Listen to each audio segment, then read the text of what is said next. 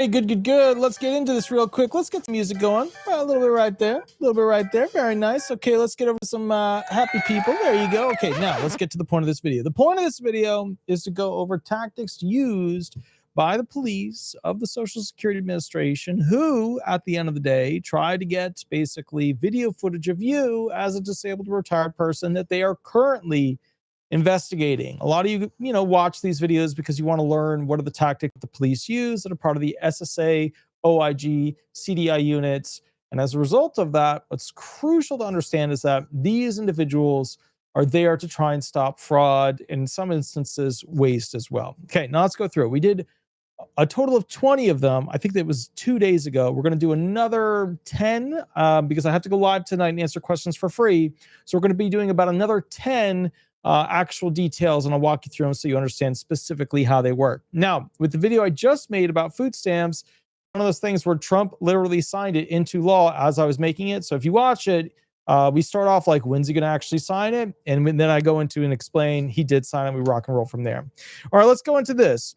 One, if a, person walks up to your door, they can be dressed like a police officer. They don't have to be dressed like a police officer, and says, "We're from Adult Protective Services. Someone reported you might need help at home." Now, this is one of the things they usually use with elderly claimants who are retired. They're usually happy to see somebody there that's actually there to care about them, hope that they're doing well, yada, yada. So the bottom line is people usually invite them inside to say, "Thank you for coming. Thank you for asking how I'm doing," things like that. When this happens, of course, that police officer on behalf of the SSA will get access to your home without a warrant, basically using what are called ruses. Number two, your Medicare Advantage plan reported possible billing fraud. We need to ask a few questions to find out what actually is occurring with your Medicare program. So here's the deal. A lot of people get worried about losing their health insurance because some disabled people require both their money, monthly payment, and also their health insurance. But some of them only really care about their health insurance. At the end of the day, people losing their health insurance can be a master cluster bleep because it's just one of those gigs where some people's medication is absolutely insane and the cost that they actually have to pay. And then, of course, surgery, stuff like that, and medical imaging is just so ridiculously expensive nowadays.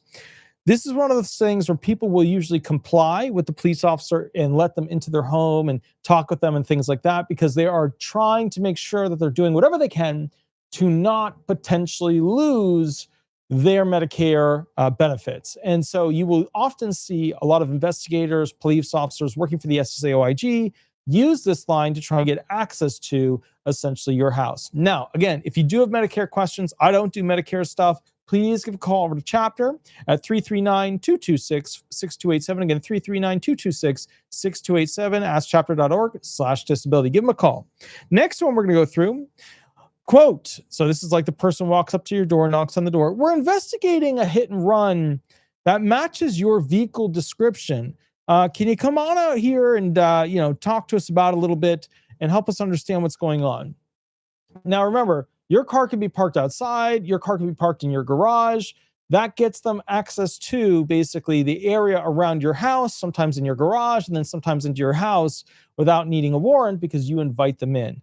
So sometimes they use this type of phrasing to get you to allow, them into your house, in which case they've got 2 body cameras. They're collecting as much information as possible about whether or not you are, potentially frauding the SSA or abusing the SSA. And remember, a lot of this happens when OIG will send out an investigator because they're looking for fraud and abuse. It's not just for anybody and everybody. It's for people who they think might be committing fraud and abuse. So like if you're claiming you have to use a walker or a wheelchair a lot, and then they've got they've got pictures of you out on a boat, then that would be a classic example of somebody committing fraud or abuse. Or somebody that says they can't drive, and then they get pictures of you driving to the grocery store, fraud and abuse, okay? Next one. Animal control received a complaint about dogs running loose at this address. So this is actually a really interesting one because when people claim that they don't have any pets and they don't have any animals, and then when they go to your house and the dogs are running around and the cats are running around, or there's dogs in the back or this or that, one of the things is this, it's one of those gigs where they're trying to assess what your actual capacity is. So you might claim that you have the capacity to not have animals, have dogs, etc. But very important, at the end of the day, if you have to corral the dogs, if you have to correct the dogs, if you have to lift up one of the dogs, if you have to go ahead and put the dogs in the back, they're able to watch and view your ability to do certain mobile actions, which may have not been consistent with the forms that you filed related to your actual disability application. Next one, 25. Well, my list is 25. So we're with the U.S. Marshal's Office serving a subpoena on your neighbor. That's basically where the court system's like, hey, you neighbor have to go to court on this day, this time, yada, yada, yada. So what happens is they'll go ahead and they won't have an official document, because remember, they're not allowed to go ahead and have an official, like, written document that goes in furtherance of the lie. But they might have in their hand some sort of folder. They might have in their hand something with like a wax stamp, a gold stamp, a gold sticker, or whatever. And so at the end of the day, you know, if you say, oh, wow, okay, yeah, all right, I guess, what do you need to know? And they go, okay, can we talk inside? And, you know, can I get some information about your neighbor? And yada, yada, yada. Is he around? You know, da, da, da. This will get them to be able to find out what your capacity to do movement actually is at the end of the day. Next one, your pharmacy reported a forged prescription with your name. Can you explain to us what's going on with that, especially for pain medication people? Just to be clear, OIG does lovesies to catch disabled people that are selling their medications, their pain medication. OIG, through their CDI unit, they do lovesies. Deep lovesies, deep-seated lovesies to catch people who are selling their pain medications, okay? So bottom line is this, pharmacy reported a forged prescription with your name on it. You know, what's going on with that? Can you help me understand that?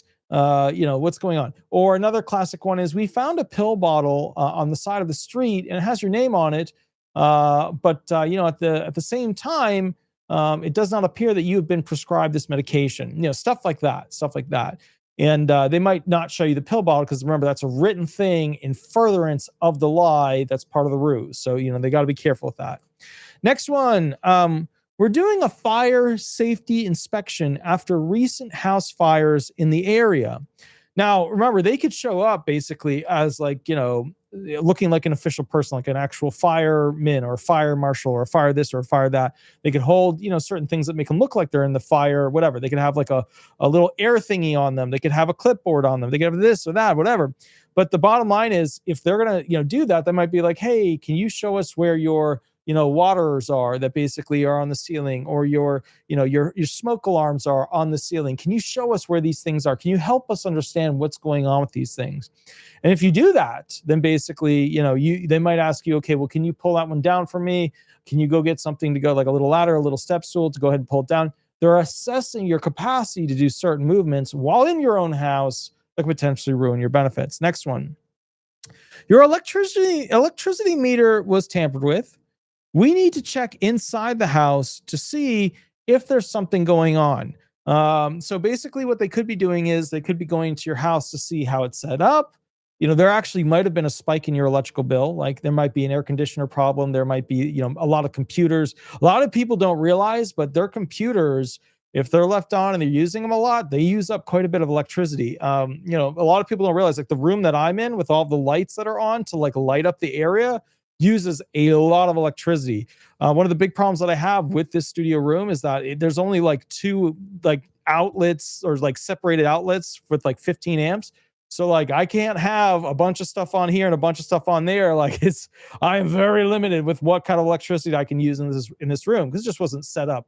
You know, it's set up as like a stepmom suite or whatever. So it's just one of those kind of gigs. But all right. So bottom line is, if there is tampering with your electricity, or there wasn't, and you're just using a lot of electricity, that's going to tell them about how you might be doing or using your spare time, and that it's maybe not consistent with your Social Security disability application. Because if you're like, I can only sit for 20 minutes, and then they find out that, like, you know, you're watching, you know, movies and basically ripping movies off of, you know, internet ping sites, you know, where you're just grabbing them off, or you're just constantly watching, you know, Netflix or HBO Max or whatever, then that's going to be evidence to them that potentially you are not as disabled as what you claim you actually are. Chris Scott did a $5 donation. Let me do a big heart there. Walter, would you say the OIG is good about investigating complaints filed with documentation? I filed a complaint against a major teaching hospital. So here's the thing. they receive thousands upon thousands upon thousands of reports. The main thing that I've noticed about reports that ultimately get investigated that I end up reading about is that they need to have the basics: who, what, when, where, yada, yada, yada. They need to seem realistic. And they also, it helps have a priority to something that's larger. So like if it's just, an angry ex-wife, basically reporting the husband who's on benefits and saying he shouldn't be getting them because he's actually doing this, or he's actually capable of going out and mowing his lawn. That's less interesting than, for example, he's working at some other company that's part of a multi-million-dollar company that has people inside that company hiring people under the table. That's going to be much more enticing to OIG. So like with a teaching hospital, that's going to be more enticing. But remember, a lot of people also have the expectation that, if you file like a complaint, right, with OIG about somebody doing something or somebody that is abusing the Social Security benefit, retirement benefits, or disability benefits, it's not immediately like taken care of. Like a lot of people are like, okay, next week they're going to be in trouble. It might be a year, it might be 2 years, it might be 3 years until they collect the data, do the investigation, and then make it happen. So it's not one of those things where you're going to get immediate satisfaction.